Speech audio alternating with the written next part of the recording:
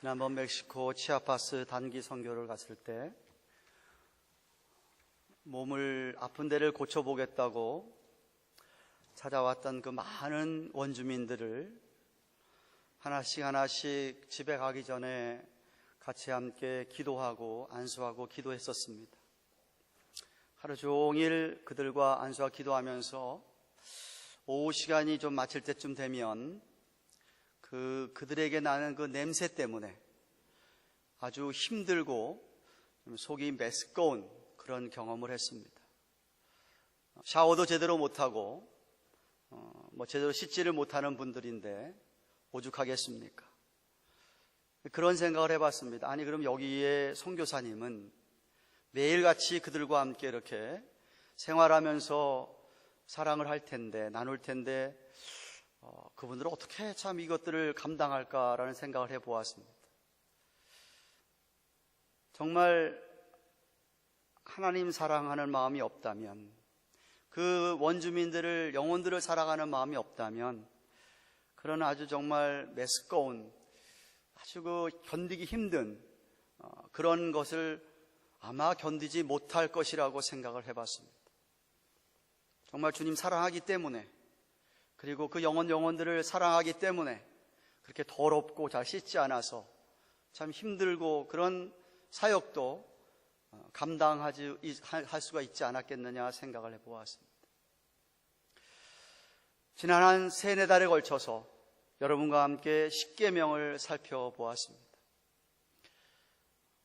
다음 주일은 추수감사주일이라서 감사절 설교를 준비하고 이 사이에 있는 이 한 주를 여러분과 무슨 설교를 할까 나누다가 십계명의 정신이라고 할 수 있는 하나님 사랑 그리고 이웃 사랑, 두 돌판 이야기를 제가 여러 번 여러분들한테 하면서 1계명부터 4계명까지는 하나님 사랑에 관한 것이고 하나님과의 관계에 관한 것이고 5계명부터 마지막 10계명까지는 이웃과의 관계 속에서 이웃 사랑에 관한 것이라고 말씀을 반복해서 드린 그 말씀을 예수님께서 마태복음 22장에 집약을 해놓고 있는 이 성경 오늘 본문을 다시 한번 여러분과 나누면서 주님의 은혜를 받아야 되겠다는 마음을 가지고 오늘 이 말씀을 같이 보기를 원합니다.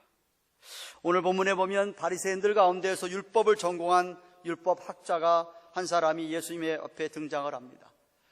예수님을 어떻게 해서든지 꼬투리 잡아서 예수님을 쓰러뜨리려고 하는 마음을 가지고 오늘 본문에 시험코자라는 말씀을 사용했지만, 그래서 묻습니다. 예수님, 율법 가운데 어느 계명이 가장 큽니까? 라는 질문을 합니다. 율법사의 의도는 예수님이 그동안 가르쳐 온 것과 지금 현재 유대인들이 생각하고 있는 그런 것과는 예수님의 가르침이 너무나 크게 다르다, 뭔가 이상하다, 이단이다, 틀렸다라는 것을 노출하고 싶어서 그런 질문을 던졌다고 생각을 합니다. 근데 사실 이 질문은 율법을 전공한 사람이 질문하기에는 너무나 수준이 낮은 질문이었습니다. 왜냐하면 당시의 율법은 한 번도 복수로 쓰여진 적이 없습니다. 히브리어로 쓰이던, 히브리어를 헬라어로 번역한 70인역에 사용한 그 율법이던 반드시 단수로 사용했습니다. 왜냐하면 율법에 있는 모든 계명은 다 따로따로가 아니고 다 연결된 하나 전체임을 율법으로 받아들여야겠기 때문에 성경은 율법을 항상 단수로 쓰였습니다. 그런데 어떻게 해서 율법에서, 많은 율법들 가운데 무슨 계명이 가장 크냐고 질문을 하겠습니까? 정말 이 율법사가 예수님 앞에 좋은 마음, 올바른 마음으로 어프로치를 했다고 한다면 아마도 예수님한테, 예수님, 율법을 우리가 어떻게 하면 잘 지킬 수가 있을까요? 라고 질문을 했었을 것입니다. 그런데 그는 그렇게 질문을 하지 않았습니다. 큰 계명, 작은 계명을 따지면서 큰 계명은 열심히 지켜도 되고 작은 계명은 안 지켜도 괜찮은 자기중심적인 사고방식을 가지고 예수님께 지금 어프로치하고 있는 것입니다.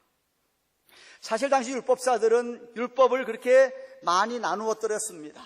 모세 오경, 토라를 자기들 나름대로 613가지로 나누었습니다. 물론 613가지 중에서는 토라에 없는 것도 자기들이 껴서 넣어 드렸습니다. 그 중에서 긍정적인 율법은 248가지, 부정적인 것 365가지로 나누어서 분류하면서 그렇게 율법을 가르치거나 율법을 갖고 있었습니다. 나누는데 열심이었는데 성경적이진 않습니다. 율법을 나누는 것은 결코 그들의 편견이고 다른 생각 가지고 나누는 것이었습니다. 여러분에게 한번 질문을 해보고 싶습니다.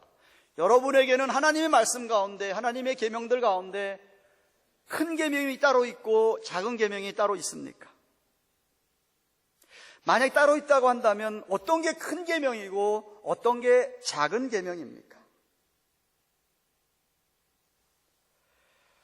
아마도 그것을 이렇게 나누어 놓는 까닭은 아까도 얘기했지만은 내가 큰 계명을 지키기 다음에 내가 큰 계명을 지켰구나 라고 자기가 자기를 자랑하고 자기의 의의를 나타내기 위함이고, 아마 작은 계명은 그렇게 별로 내가 안 지켜도 괜찮다고 하는 그런 마음이 그게 깔려 있다고 생각을 합니다. 그러나 여러분, 만약 여러분이 그런 식으로 하나님의 말씀을 계명을 생각한다면 여러분이 이미 하나님을 진심으로 경외하는, 정말 하나님을 진정으로 경외하는 마음은 사라진 것입니다.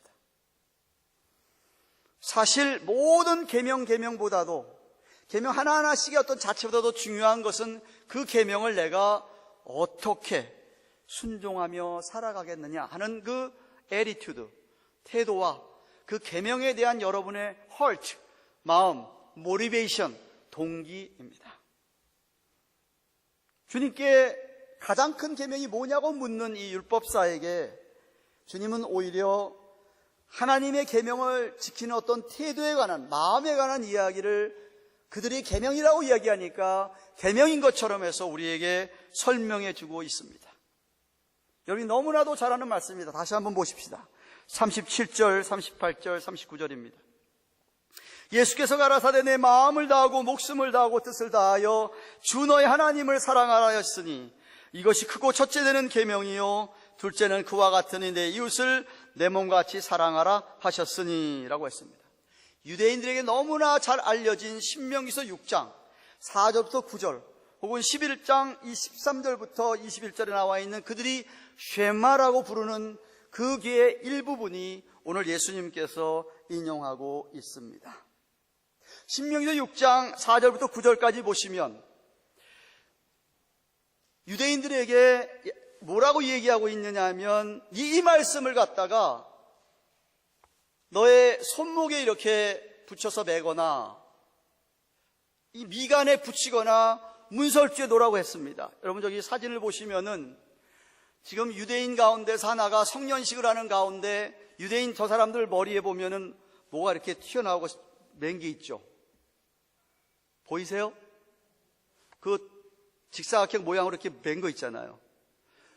여기 이스라엘 가봤더니 오르소닥스 주스들은 다 저렇게 하고 다녀요.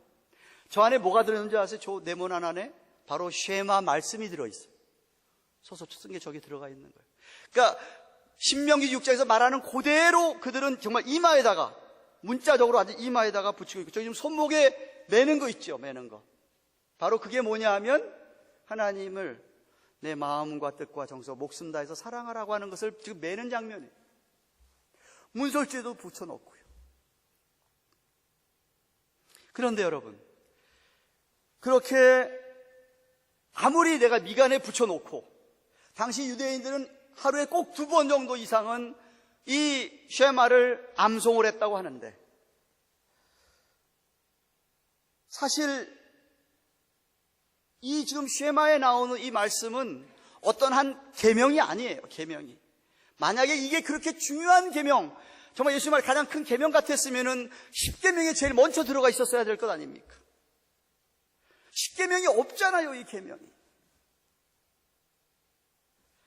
다시 말하면 지금 예수님의 이 말씀은, 이 쉐마는 모든 계명을 잘 잘 지키기 위한 하나의 프린시플, 원리를 가르쳐주고 있는 겁니다.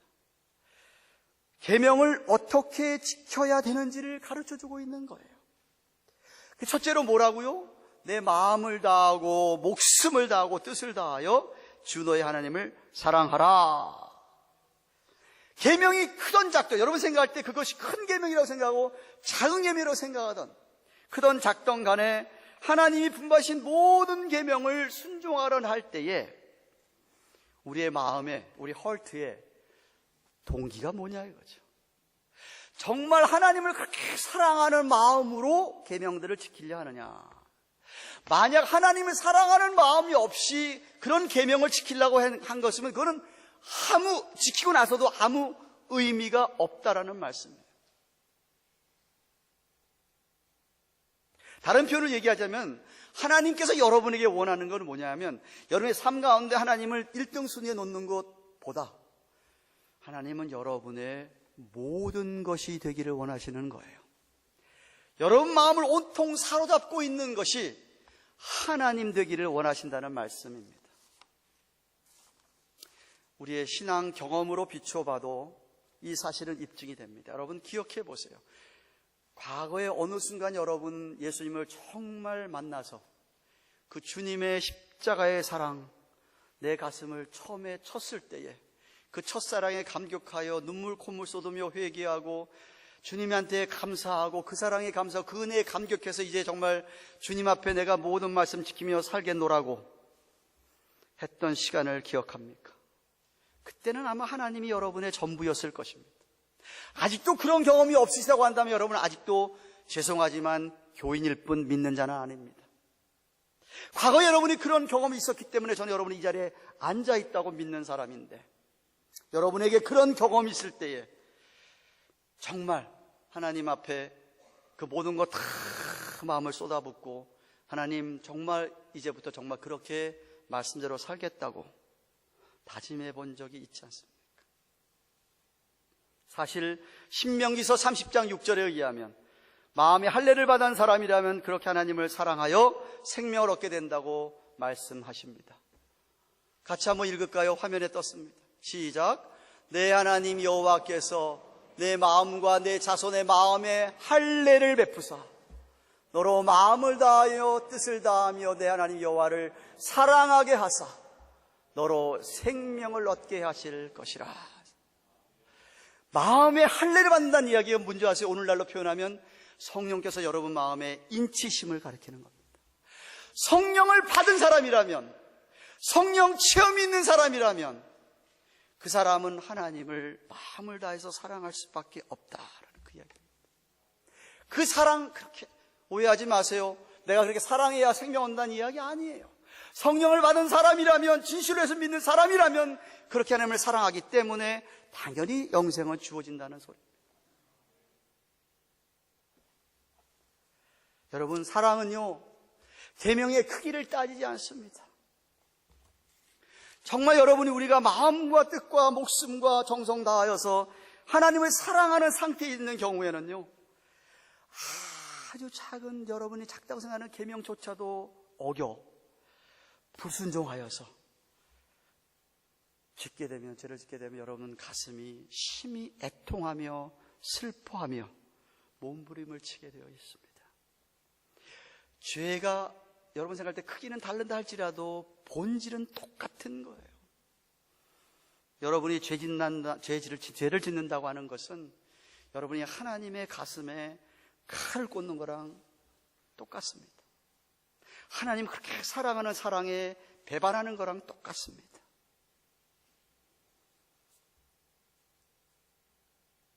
크던 작던 어떤 종류의 죄든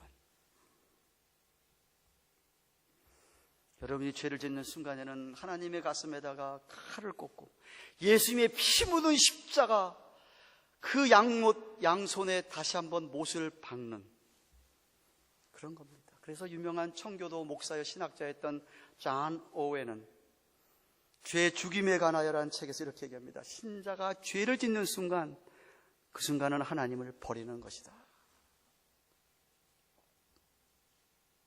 그렇습니다, 여러분. 우리가 크다고 생각하든 작다고 생각하든 죄를 짓는 것은 하나님을 버리는 겁니다. 적어도 그 순간만큼. 하나님을 정말 사랑하는 사람은 하나님의 가슴에 칼집을 들 때 그 칼이 큰 칼이든 작은 칼이든 칼의 크기가 크고 작건이 문제가 안 됩니다. 그렇게 내가 하나님의 가슴에 다시 한번 피 묻은 손에 내가 못을 박았다는 사실에 거룩한 슬픔과 애통에 가슴을 치게 된 것입니다. 저는 확실하게 믿습니다. 한 사람이 어떤 그 죄에 대한 태도가 그 사람의 영성이나 그 사람의 신앙의 깊이의 바로메타가 되는 겁니다. 얼마나 죄에 대해서 민감한가, 그것이 바로 그 사람의 영성, 그 사람의 신앙의 깊이를 드러내는 겁니다. 내 마음을 다하고 목숨을 다하고 뜻을 다하라는 표현이 마음은 어떻게 돼서 마음을 다하는 것이고 목숨은 어떤 뜻이어서 다하는 것이고 뜻은 어떤 다 이런 표현이 아니라요.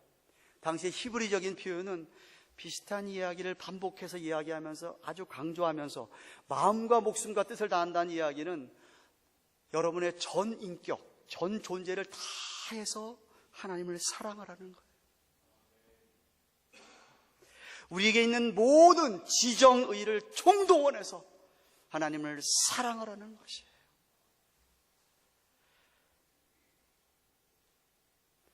여러분, 제 구성전에 옛날에 사무실에 가면, 지금은 다 떼어버렸습니다만, 인도네시아 선교사님이었던 오용호 선교사님께서 한 번은 인도네시아에서 뭘 보내왔어요.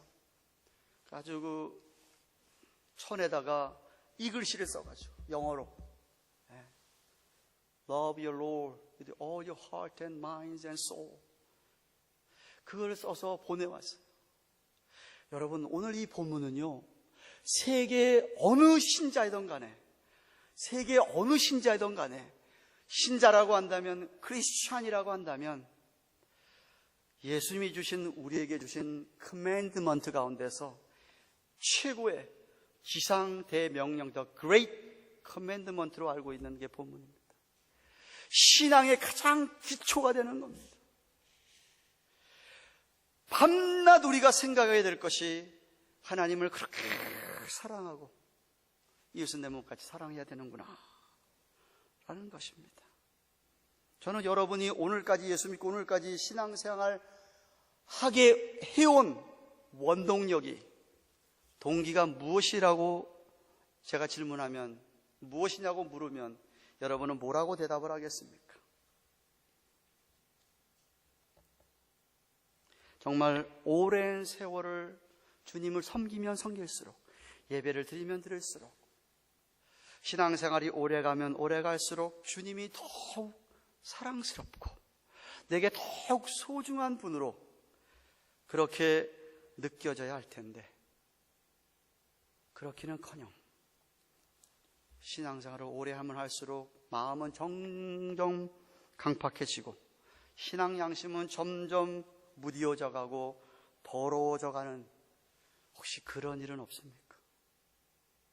제일 안타까운 것은, 목사로서 제일 안타까운 것은 신앙생활을 오래 믿은데 불구하고 주님 사랑은 다 식어져 가지고 너무나도 이기적이고 뻔뻔스러운 사람들을 볼 때입니다. 남녀간의 이성의 사랑은 이렇게 한번 뜨겁게 홍역 같다가 점점 식어지는 사랑일지도 몰라도, 결코 하나님과의 사랑은 계속 반복되어지는 것이고 반복되어질 수밖에 없는 게 하나님과 여러분과의 사랑입니다. 더 깊어져 가야 되는 것입니다. 저는 어떤 사랑이든지 본질은, 사랑의 정서는 같다고 생각을 합니다. 마음에서 일어나는 현상이고 인격적인 경험을 통해서 얻어지는 것인데, 신앙 없는 사람들이, 세상 사람들이 세상을 그렇게 뜨겁게 사랑하는 그 정서나 예수를 믿는 독실한 신자가 하나님을 사랑하는 것이나 사랑의 그 정서의 본질은 마찬가지. 연인에 대해서는 정말 그렇게 뜨겁게 사랑했던 그런 사랑을 느껴보았고, 부모가 돼서 자식을 향해서 모든 일 다 할 수 있는, 정말 다 희생할 수 있는 그런 부모의 사랑은 경험했지만, 하나님에 대하여는 그런 사랑을, 그 강렬한 사랑을 체험해보지 못했다고 한다면 뭔가 크게 잘못된 것이 아니겠습니까? 사랑의 정서는 따로 나누어지질 않습니다. 여러분 생각해보면 한 인격 안에 어떻게 두 대상에 대한 사랑이 똑같을 수가 있습니까? 그럴 수가 없습니다. 어떻게 두 사랑이 똑같이 공존할 수가 있어요? 그건 사랑의 속성을 모르셔서 하는 말입니다. 반드시 어느 하나에 대한 사랑은 다른 사랑의 종속이 될 수밖에 없는 겁니다. 알면서도 이것을, 이 사실에 동의를 하면서도 사실은 삶에서는 부인하고 사는 사람들이 얼마나 많은지 모릅니다. 에이 목사님, 내가 뭐 세상에 뭐 있는 거 이런 거 사랑한다 그래서 내가 주님 사랑하지 않는 것 아니잖아요 라고 변명하시는 분들 계십니다. 성경은 아니라고 이야기합니다. 그것이 바로 우상을 섬기던 이스라엘 백성들의 마음 자세였습니다.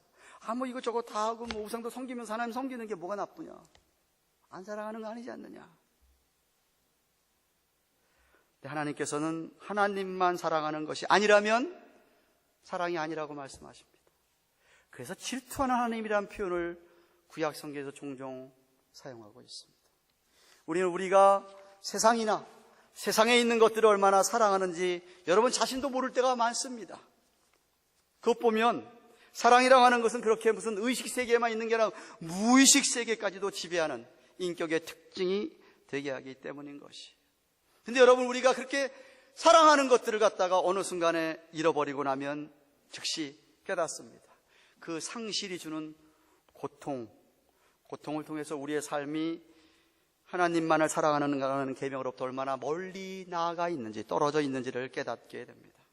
우리가 사랑하는 것을 잃어버리게 되면 그 순간에 고통이 찾아오는 것 같지만 사실은 우리가 하나님 외에 다른 것들을 더 사랑하고 거기에 마음을 바칠 때 우리 영혼의 고통은 이미 시작된 것입니다. 하나님의 질투를 대면한 것이죠. 사람의 질투는 상처를 주지만 하나님의 질투는 하나님과 우리와의 관계를 한번 되돌아보게 합니다. 그래서 제자리를 찾게 하시도록 하십니다. 하나님, 우리가 무엇으로 가장 행복해질 수 있는 걸 아시기 때문에 우리로 하여금 세상 사랑과의 결별을 요구하십니다. 그래서 이 세상이나 세상에 있는 것들을 사랑치 말라. 누구든지 세상을 사랑하면 아버지의 사랑이 그 속에 있지 아니하니 라고 하였습니다.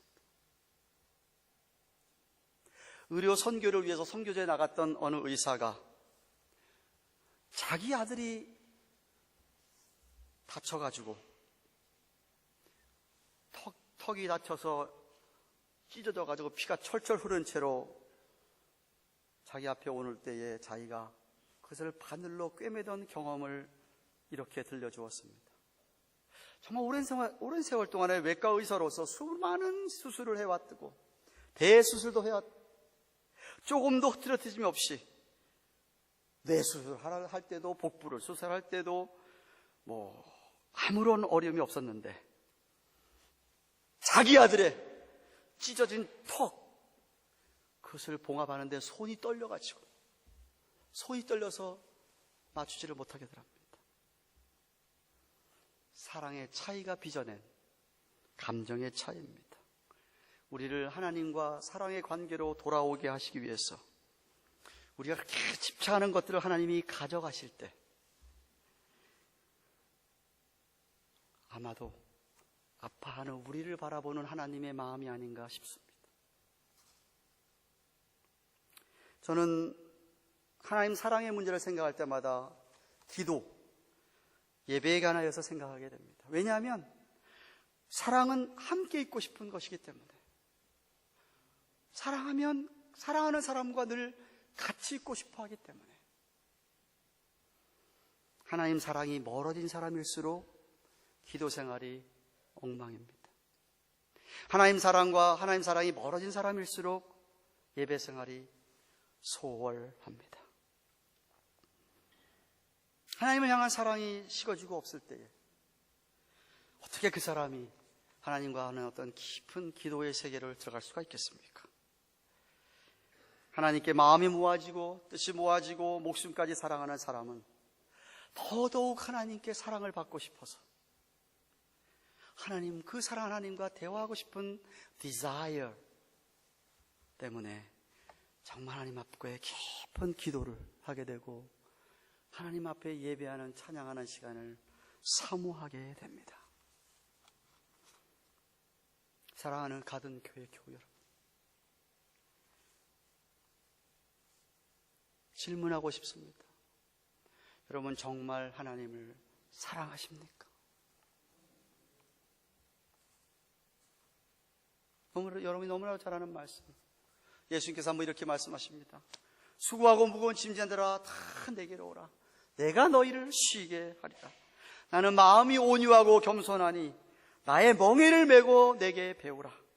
그러면 너희 마음이 쉼을 얻으리니 이는 내 멍에는 쉽고 내 짐은 가벼움이니라 하시니라. 무슨 뜻입니까 도대체?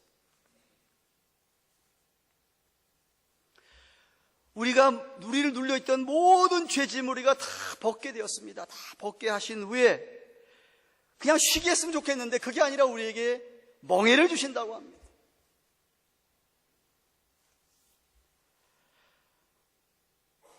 멍에를 쥐면서 쉼을 얻는다고 말씀하십니다.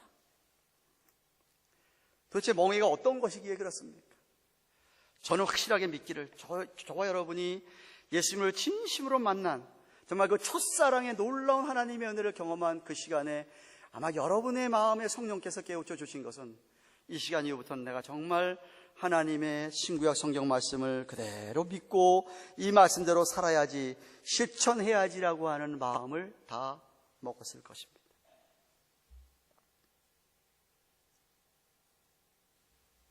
그 마음을 먹는 순간 정말 우리를 세상의 모든 것들로부터 자유롭게 하는 우리가 멍에를 진 건데, 죄짐밖에 지어본 적이 없는 우리가 하나님의 계명을 지키고 살겠다고 할 때 그 계명이 얼마나 무겁게 되겠습니까? 결코 쉬운 멍에가 아닙니다. 그런데 예수님께서는 뜻밖에도 내 멍에는 쉽고 내 짐은 가볍다라고 그랬습니다. 뭔 말입니까 도대체? 그것은 우리가 온 마음과 뜻과 정성 다하여 우리 온 존재로 모든 것을 다해 하나님을 사랑하게 되면 그 짐이 그렇게 가벼워진다는 겁니다. 사랑하지 못할 때, 사랑이 식어지면 그 멍에는 무거울 수밖에 없다라는 거예요.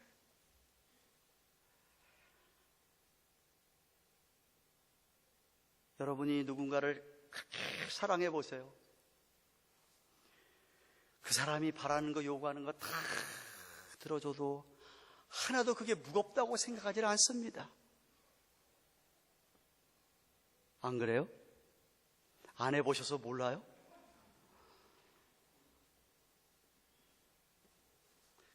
다만 그 사랑이 식어지면 왜 부부 사이에 문제가 생기죠? 왜 부부 사이에 문제가 생겨 아세요? 사랑이 식어져서 그래요. 그래서 괜히 그게 갑자기 그렇게 달콤하던 이야기가 똑같은 이야기인데 짜증나게 하고 신경질 나게 해요. 화나게 하고.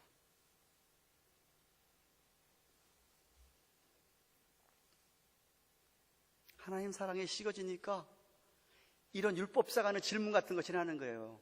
어떤 계명이 가장 큽니까?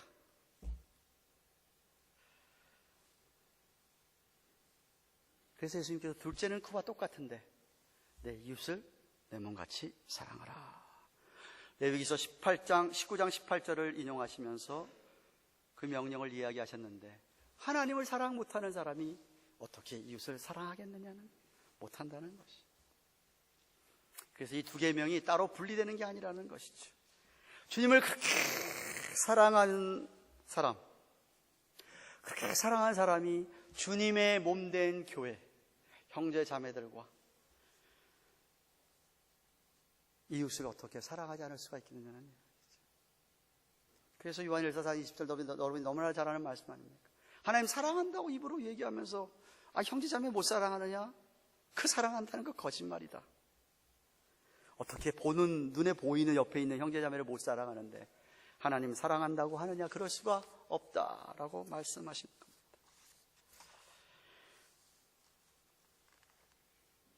하나님 사랑이 식어버린 사람이 어떻게 가족을, 형제 자매를 사랑하고 용서하고 감싸주며 돌봐준다는 말입니까? 불가능합니다. 만약에 한다면 거짓으로 하는 거고 척하는 것이고 역겨운 것이죠. 예수님께서 요한복음 14장 15절에 너희가 나를 사랑하면 나의 계명을 지키리라. 사랑하면 사랑하는 사람의 말을 다 듣게 되어 있기 때문에 당연한 말씀 아닙니까? 하나님을 참으로 사랑하면 이웃을 얼마든지 용서하고 용납하고 감싸고 사랑하게 되어 있습니다. 바꿔 얘기하면 하나님 사랑하는 마음에서 비롯되지 않은 모든 수고는 다 헛된 것일 뿐입니다. 아니 정말 힘들고 고통스러운 것이죠. 사랑하는 마음으로 할 때는 하나도 왜 힘들고 고통스러워지를 모릅니다. 사랑이 없기 때문에 힘들고 고통스러운 것이. 사랑하는 여러분, 말씀을 맺습니다. 여러분이 오늘 중요한 단어를 하나를 꼭 기억하셔야 되는데 40절에 강령이니라. 우리말에 강령 뭔 말인지도 잘 모르시는 분들이 많을 겁니다. 강령이니라는 동사형이 쓰였는데 이 동사형 헬라어 원어로 크레마타이라고 하는 단어는요, NIV의 번역이 행온이라고 써있어요. 행온. 이게 무슨 소리냐며 이 단어의 명사가 뭐냐면 벽에 박힌 못이에요. 옷을 벽에다 걸려면 박힌 못에다가 걸어야 옷이 걸려 있지 않겠습니까? 이 두 가지 말씀이 온 율법과 선지자의 강령이라는 소리는 이 두 가지 말씀이 못처럼 그 못에 다른 계명들은 다 걸려 있어야 되는 거라 이거죠. 이게 없으면 옷을 하나도 것이 없지 않냐 이 말이죠. 제가 서론에 얘기했듯이 하나님 사랑이 없이 계명을 지킨다는 게 무슨 말이냐 이거죠. 아무 의미가 없지 않냐고 얘기한 것처럼 똑같은 강령이니라 말씀에 그 의미가 포함되어 있습니다. 하나님 사랑과 이웃 사랑이 없다고 한다면 땅바닥에 떨어진 옷과 똑같은 것이죠. 아무리 계명 다른 거를 여러분이 지킨다 할지라도 말입니다. 사랑하는 여러분, 세상에 어느 왕이 신하에게 야 너 나 사랑해라고 요구하는 왕이 어디가 있습니까? 전무후무합니다. 아무도 없었습니다. 온 세상에 왕 가운데 그런 왕 하나도 없었습니다. 그들은 다 무조건 충성만 요구합니다. 그런데 우리 하나님은 우리에게 사랑을 심어주셨기 때문에, 우리를 먼저 사랑하셨기 때문에 사랑하라고 말씀하고 계십니다. 그러므로 먼저 여러분, 하나님의 사랑을 다시 한번 깊이 아시고 묵상하시기를 바랍니다. 독생자 예수 그리스도를 십자가에 못 박게 하셔서 그 피로 우리를 구해주신 사랑입니다. 어느 문학에든지 사랑과 함께 자주자주 등장하는 것이 죽음입니다. 로미오와 줄리엣도 그랬듯이 사랑과 함께 하는 것이 죽음이다. 왠지 아십니까? 죽음이라는 것이 very serious한 것처럼 사랑도 그렇게 serious하다는 것이. 장난이 아니라는 거예요. 죽음이 장난입니까? 사랑도 마찬가지라는 거예요. 하나님 사랑이 장난이 아니라는 거예요. 아니, 톨스토이는 이렇게 얘기했습니다. 사랑의 감정은 죽음의 공포보다 강하다. 그러면서 이런 이야기를 합니다. 수영을 할지 모르는 아버지가 자기 아들이 물에 빠져서 호적을 죽어갈 때 자기 수영을 못하지만 뛰어드는 게 아버지다. 죽음이 두렵지 않아. 우리를 위하여서 십자가에서 흘리신 놀라운 피의 사랑, 그 사랑뿐만 아니라 그 이후에도 계속해서 우리를 정말 당신의 자녀를 삼아주셔서 오늘까지도 불꽃 같은 눈동자로 여러분을 지키시고 보호하시는 하나님 아버지 아니세요? 그 하나님을 사랑하지 않는다는 게 말이 됩니까? 그 사랑을 오늘도 여러분은 깊이 체험할 수 있기를 바랍니다. 감사할 수 있기를 바랍니다. 다음 주일 감사주일인데 뭘 감사합니까? 이 사랑에 감사하는 것 빼놓고 뭘 감사한다는 말입니까? 그렇게 여러분이 사랑하시기로 마음을 먹으신다고 하면 구별된 정결한 삶으로 주님의 사랑을 배우시기를 바랍니다. 당신을 구하는 자에게 새벽 햇빛과 같이 일정하게 나오신다고 시편 기자가 얘기했습니다.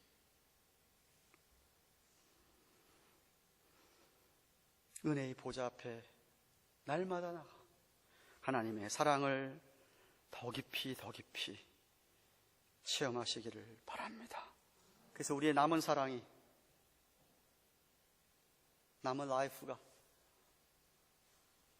주님밖에 없는, 주님밖에는 사랑할 리가 없는 것처럼 우리의 전 존재가 주님께만 바쳐진 생애가 되도록 힘쓰시기를 바랍니다.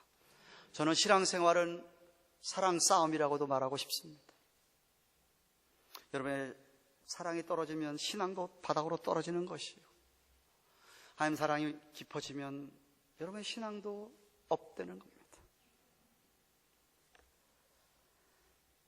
하나님께서 여러분에게 온 마음을 달라고 하십니다. Whole heart.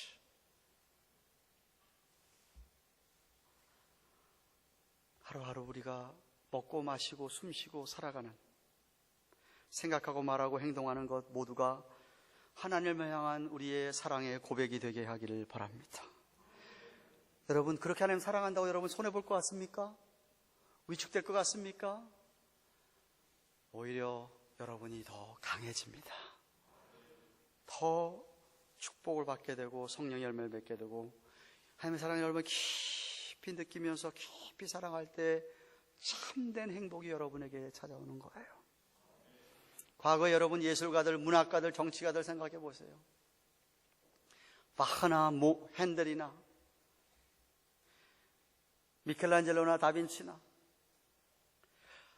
희곡가 서사시 단테나 오늘도 얘기한 톨스토이 같은 사람, 아니 유명한 네덜란드의 정치가였지만 훌륭한 신앙으로 네덜란드를 부흥시켰던 아브라함 카이퍼 같은 사람 생각해보세요.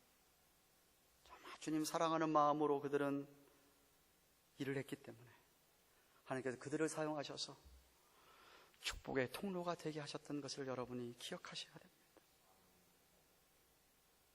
주님께서는 이 세상에 너밖에 없다라고 생각할 정도로 우리밖에 없는 것처럼 모든 것을 희생하시고 지금도 우리를 위해서 강구해 주시는 분입니다. 그러니 우리도 만약에 이 세상에서 나는 주님밖에 없습니다, 오직 주님밖에 없는 것처럼 산다고 하면 하나님께서 얼마나 기뻐하시겠습니까? 축복하지 않겠습니까? 그런 은혜가, 날마다 주님을 사랑을 더해가는 은혜가 여러분에게 있기를 주님의 이름으로 축원합니다. 기도하십시다.